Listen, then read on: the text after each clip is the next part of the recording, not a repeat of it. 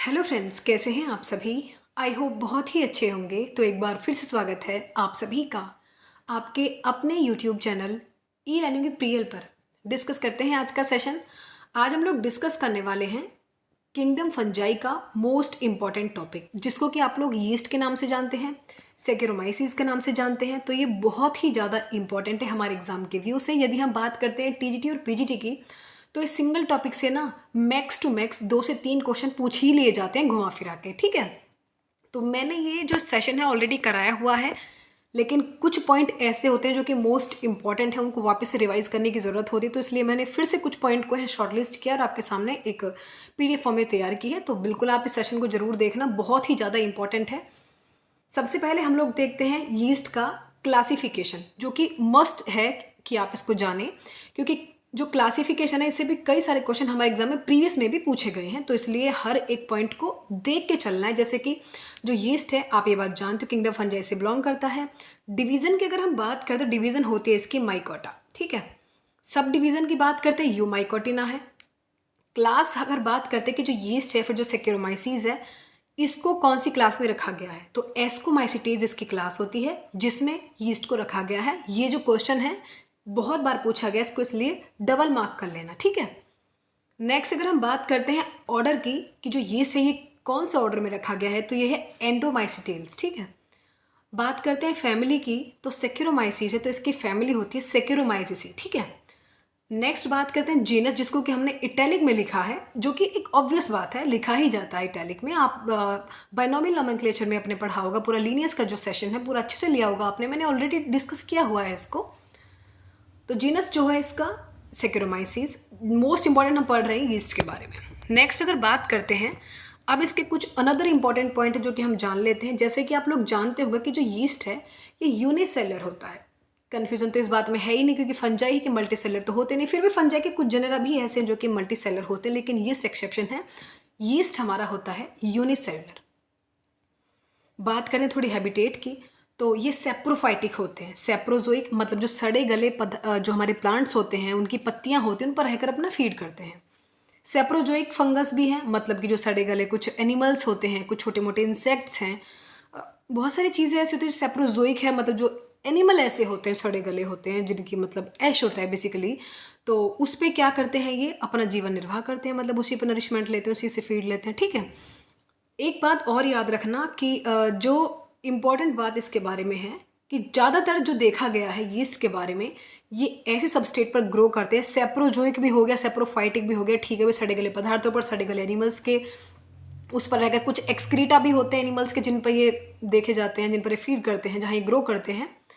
लेकिन इंपॉर्टेंट बात जो हमसे एग्जाम में पूछी जा सकती है, स्पेसिफिकली ये ऐसे सबस्टेट पर ग्रो करते हैं जहाँ शुगर बहुत ज़्यादा होता है, मतलब शुगर की क्वांटिटी जिसमें ज़्यादा होती है, ये वहाँ ग्रो करते हैं। लाइक शुगर केन के जूस में, टोडी जूस में, फ्रूट्स जैसे कि प्लम वगैरह हो गए, या फिर मिल्क में, मिल्क के प्रोडक्ट्स में भी। तो इन चीज़ों में जहाँ शुगर की टेंडेंसी ज़्यादा होती है, शुगर की क्वांटिटी ज़्यादा होती है, वहाँ यीस्ट की जो मतलब डेवलपमेंट है, जो इसका प्रोडक्शन है, वहाँ बहुत ज़्यादा देखा जाता है।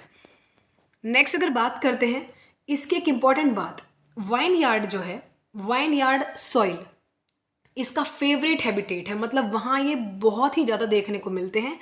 अब क्वेश्चन दिमाग में बहुत सारे लोगों को समझ ही गए होंगे वाइन यार्ड सॉइल क्या होता है। बेसिकली वाइन यार्ड सॉइल अंगूर के बाग की खेती जहाँ होती है ना, अंगूर के बाग की खेती जहाँ होती है, वहाँ की मिट्टी को कहा जाता है वाइन यार्ड सॉइल।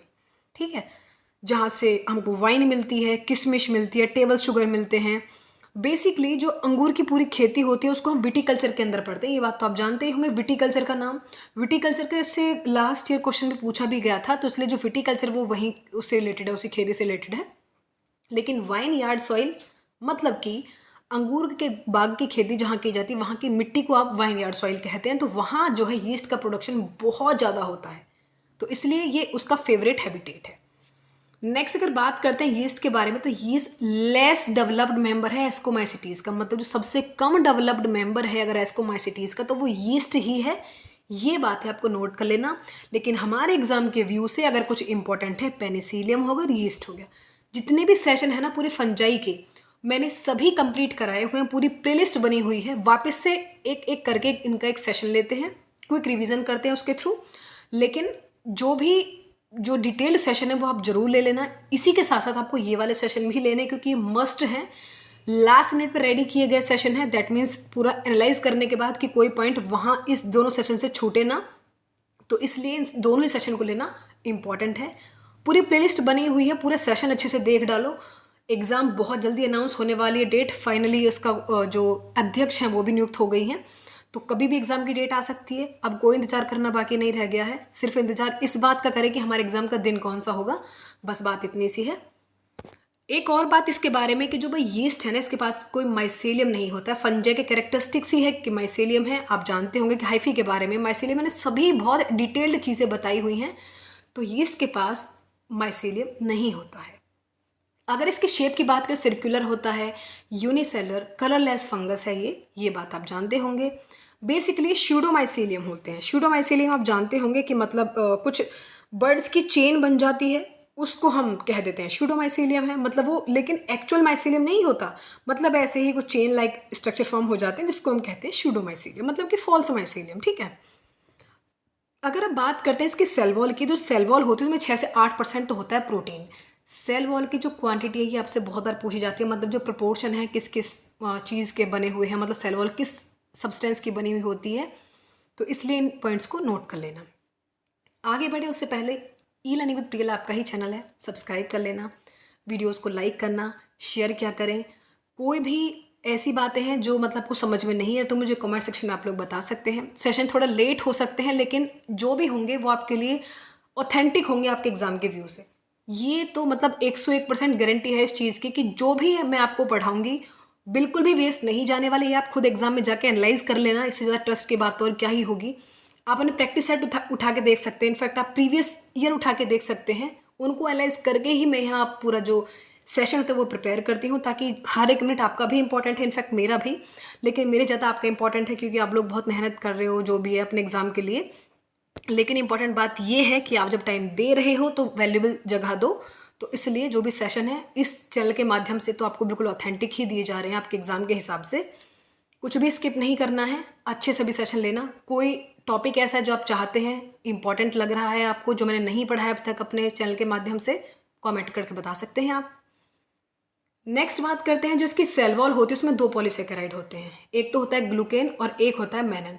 ग्लूकेन कितना प्रपोर्शन है, 30 से 35%, मेनन होता है 30%। सेलुलोज जो होता है इसमें कंप्लीटली एब्सेंट होता है, ये बातें आप नोट कर लेना। कभी आपसे क्वेश्चन पूछा है कि सेलुलोज कितने परसेंट होता है तो लगा के मत आ जाना। सेलुलोज यीस्ट में नहीं होता, ये बात आप बेसिक है जानते होंगे। नेक्स्ट बात करते हैं रिप्रोडक्शन की। रिप्रोडक्शन 3 तरीके से ही होता है, वही वेजिटेटिव भी है, असेक्सुअल भी है, सेक्सुअल भी है। डिपेंड करता है कंडीशंस कैसे, फेवरेबल है कि अनफेवरेबल है। ठीक है, वेजिटेटिव जो होगा 2 तरीके से ही होगा, फीजन भी होगा और बडिंग भी होगा। फीजन और बडिंग देख लेते हैं भाई। जो बडिंग है उसमें क्या होता है, आप जानते ही होंगे कि बडिंग कैसे होता है, फीजन कैसे होता है। तो बडिंग में क्या होता है, एक छोटा पोर्शन होता है किसी सेल वॉल का, किसी भी एंड से वो सॉफ्ट होता चला जाता है वहाँ से, मतलब जो मदर सेल का जो प्रोटोप्लास्ट है वो एक बहुत ही पतली सी मेम्ब्रेन से कवर हुआ रहता है। उसी से ही वो वहाँ से, मतलब उस जहाँ से वो सॉफ्ट होने लगता है ना, एक कॉर्नर से या फिर एक मतलब पार्ट से, एक जगह से, तो वहीं से वो क्या होता है, बल्जिस होना स्टार्ट करते हैं एक बड की फॉर्म में। अल्टीमेटली वो जो बड है वो डॉटर सेल में फॉर्म होना स्टार्ट हो जाती है। कभी कभी क्या मतलब कॉमनली तरीके से तो क्या होता है कि जो न्यूक्लियस होता है मदर सेल को डिवाइड होता है माइटोटिक तरीके से, मतलब कि जो डिवीजन है वो होगा माइटोटिक तरीके से, मतलब दो डॉटर सेल फॉर्म होती हैं। कहा यह भी जाता है कि जो 2 डॉटर सेल फॉर्म हुई है ना, उनमें से एक के अंदर क्या होता है, उसका न्यूक्लियस माइग्रेट हो जाता है। ठीक है, उससे क्या होता है, मतलब कि जो मदर सेल डिवाइड हो रही है माइटोटिक तरीके से, तो डिवीजन क्या होगा, उसमें 2 डॉटर सेल फॉर्म होंगी। 2 डॉटर सेल में से एक के अंदर मतलब क्या होता है, उन 2 डॉटर सेल में से एक जो है उस बड में माइग्रेट हो जाएगी, और बड तब तक ग्रो करती रहती है, तब तक वो मदर सेल की जगह नहीं ले लेती है, मतलब मदर सेल की तरह ही उसका साइज अटेन नहीं हो जाता है, तब तक वो ग्रो करती रहती है। फिर वही न्यू बड में फॉर्म हो जाती है, नए यीस्ट में कन्फर्म हो जाता है। ठीक है, फीजन में क्या होता है, वही पेरेंट सेल। इस फीजन में भी क्या होता है कि जो पेरेंट सेल होती है वो एनलार्ज होना स्टार्ट कर देती है, मतलब बढ़ना खुद ही स्टार्ट कर दे पेरेंट सेल। उसमें क्या होता है, एक ट्रांसवर्स पार्टीशन वॉल लग जाए, जिसमें कि क्या होता है 2 डॉटर सेल फॉर्म हो जाती हैं। 2 डॉटर सेल या पेरीफेरी पे हो जाए, सेंटर में हो जाए, कहीं भी वो वॉल लग जाती है, 2 डॉटर सेल फॉर्म हो जाती हैं। वही 2 डॉटर सेल आपस में मतलब इलोंगेट करके एक न्यू सेल फॉर्म कर देती हैं। सेक्सुअल तरीके से रिप्रोडक्शन होगा तो भाई उसकी कंडीशन होगी अनफेवरेबल कंडीशन में होगा आपका जो सेक्सुअल रिप्रोडक्शन है यीस्ट के अंदर। ये बातें आप नोट कर लेना। पूरा डिटेल सेशन जो है वो मैंने ऑलरेडी दिया हुआ है, इसमें मोस्ट इंपॉर्टेंट पॉइंट डिस्कस किए हैं सिर्फ मैंने। इकोनॉमिक इंपॉर्टेंस की अगर मैं बात करूँ तो यीस्ट जो है इसका ह्यूमन सिविलाइजेशन से ह्यूमन कल्चर में बहुत इंपॉर्टेंट रोल रहा है इस फंजाई का। बेकिंग इंडस्ट्री तो आप जानते ही होंगे। यीस्ट जो है ब्रेड बनाने में यूज़ किया जाता है। यीस्ट बेसिकली पता है क्या करता है, जो स्टार्च होते हैं ना, स्टार्च को शुगर में कन्वर्ट करता है, शुगर को कार्बोहाइड्रेट में कार्बन डाइऑक्साइड में कन्वर्ट करता है, और अल्कोहल में एक एंजाइम की हेल्प से। ये जो एंजाइम है जिसका नाम होता है भाई जाइमेज, और ये जाइमेज आपसे रिसेंट प्रीवियस ईयर में कई बार पूछा गया है। रिसेंट हमारे टीजीटी पीजीटीज़ में बहुत बार पूछा गया है कि ऐसा यीस्ट जब ये सारी प्रक्रियाएं कर रहा होता है फर्मेंट वाली, मतलब शुगर बनता है, शुगर से कार्बन डाइऑक्साइड बनता है एंड अल्कोहल बनता है, तो उसमें कौन सा एंजाइम यूज़ होता है, तो वो होता है जाइमेज। इंपॉर्टेंट है, मार्क कर लेना अच्छे से। मेडिसिन की अगर बात करें तो यीस्ट के अंदर ना मतलब हाई कंटेंट होता है कुछ विटामिन्स का, जैसे कि विटामिन B1 हो गया, B12 हो गया, विटामिन C हो गया। तो इन्हीं सब चीज़ों की वजह से इसके अंदर इतनी अच्छी क्वांटिटी है, इसके इतनी अच्छी क्वालिटीज़ हैं। फॉर एग्जांपल्स बताएं, विटामिन इतने अच्छे प्रेजेंट हैं, तो कुछ डाइजेस्टिव टैबलेट्स भी बनाई जाती हैं जो कि हमारे डाइजेस्टिव सिस्टम के लिए, मतलब स्टमक में कोई डिसऑर्डर्स होते हैं उसमें यूज़ की जाती हैं। फॉर एग्जाम्पल एसिडिटी हो गया, जो भी डिसऑर्डर्स हैं। साइंटिफिक रिसर्च में भी इसको यूज़ किया जाता है, साइटोजेनेटिक्स में, जेनेटिक इंजीनियरिंग में इसका इंपॉर्टेंट रोल है। फूड की तरह बात करें तो भाई इसमें प्रोटीन्स काफ़ी अच्छे होते हैं यीस्ट में, बहुत सारी कंट्रीज़ में। इनफैक्ट हमारे इंडिया में भी कुछ ऐसे स्पेसिफिक रीजंस हैं जिसमें इसको एज अ फूड यूज़ किया जाता है। तो प्रोटीन्स अच्छे खासे हैं, वाइटामिन्स अच्छे खासे होते हैं, एंजाइम्स भी होते हैं, तो इसको फूड में भी अच्छे यूज़ किया जाता है। एल्कोहल इंडस्ट्री में इसका काफ़ी ज़्यादा रोल है। तो इतने ही इंपॉर्टेंट पॉइंट इसके मैंने इंक्लूड किए थे। इनफैक्ट इनसे ज़्यादा इंपॉर्टेंट कुछ नहीं है यीस्ट में। प्रीवियस जो एक डिटेल्ड सेशन मैंने ऑलरेडी लिया हुआ है, उसका लिंक भी मैं डाल दूंगी, लेकिन दोनों ही सेशन को अच्छे से ले लेना, मस्ट इंपॉर्टेंट है। मिलते हैं नेक्स्ट ऐसे ही ऑथेंटिक वीडियो के माध्यम से। तब तक क्या करना है, लाइक करना, शेयर करना, सब्सक्राइब करना, ठीक है। Bye, thank you so much for watching.